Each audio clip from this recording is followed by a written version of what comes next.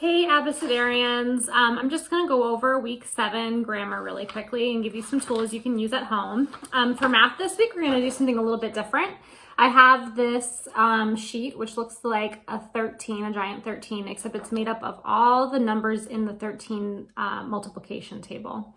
So we are going to move a token as we sing the song to each of the numbers. So it's like 13, 26, 39, 52, 65, 74,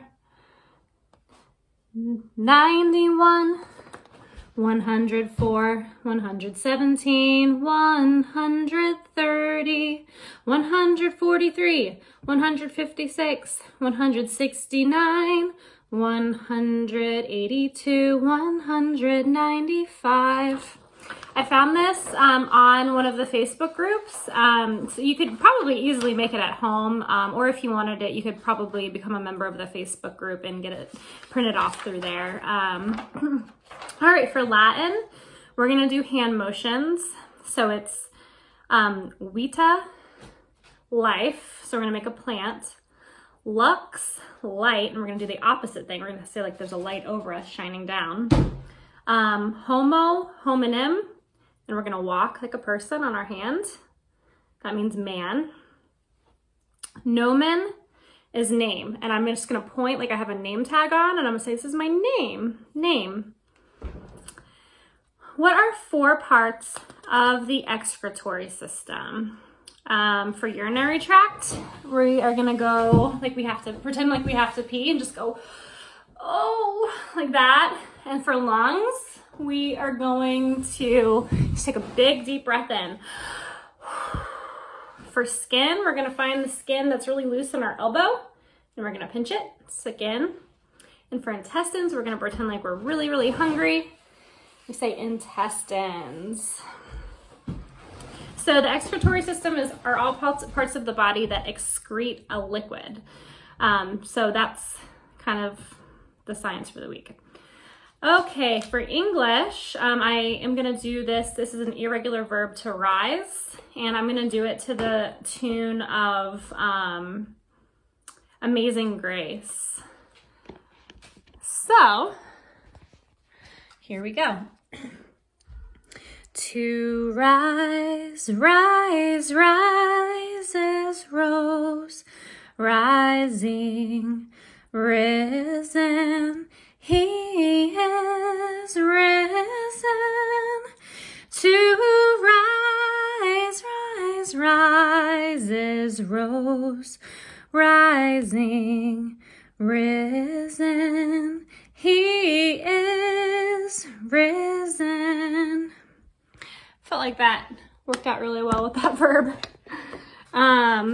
For timeline, if you guys are using motions for the timeline, I do have some that you can use this week. For Jesus the Messiah, we're gonna go like this. Jesus the Messiah. And we're gonna get down on the ground and hold our arms out like we're just like worshiping.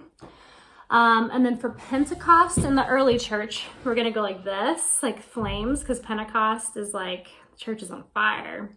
So flames. And then persecution spreads the gospel. We're gonna go like this, like we're persecuting, like we're obviously trying to damage something.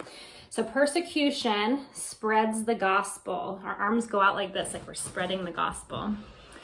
Herod's temple destroyed by Titus. We're gonna make Herod's temple and we're gonna destroy it, so it's gonna fall down. Herod's temple destroyed by Titus. And we're gonna make a big T with our arms. Temple destroyed by Titus. And then Diocletian divides the Roman Empire. We're gonna just say Diocletian divides the Roman Empire.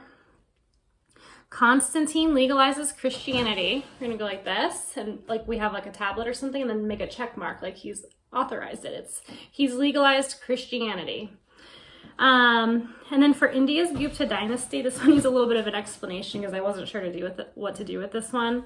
But India in American Sign Language, the symbol is you put your fist with your thumb right here. I promise you this is not any sort of like a derogatory thing. This is legitimately what India is in American Sign Language. So it's India's Gupta dynasty, and you just make a little crown. So Jesus the Messiah, Pentecost in the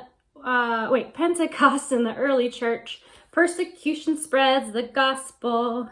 Herod's temple destroyed by Titus. Diocletian divides the Roman Empire. Constantine legalizes Christianity. India's Gupta dynasty. Okay, and then moving on to history. There are some hand motions for this one as well.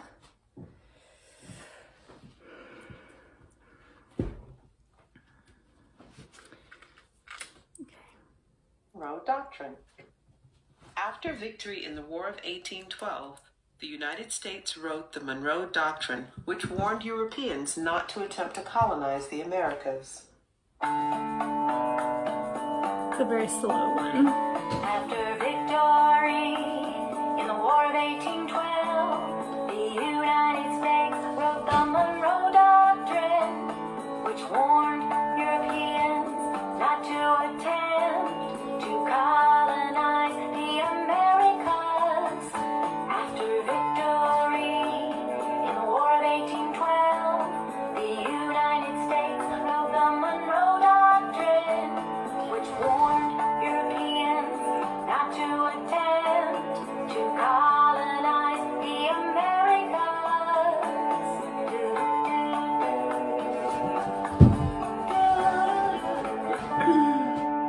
So the hand motion's basically victory, V for victory. The Monroe Doctrine. This one was a really hard one, but I saw someone had the idea of pretending like you're rowing. So we're gonna pretend like we're rowing from Monroe Doctrine, which warned Europeans not to attempt to colonize the Americas. And basically we're just making the shape of the Americas with our hands. So this would be North America and this would be South America, so the Americas. Okay, and then last I'll go over geography. This is to the tune of B-I-N-G-O.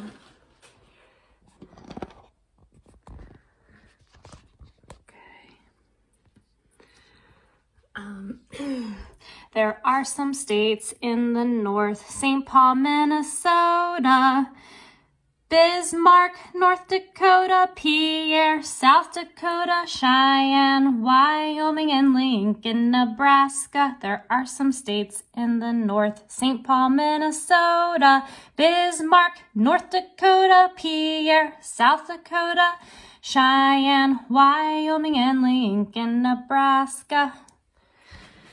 All right, guys, see you on Monday.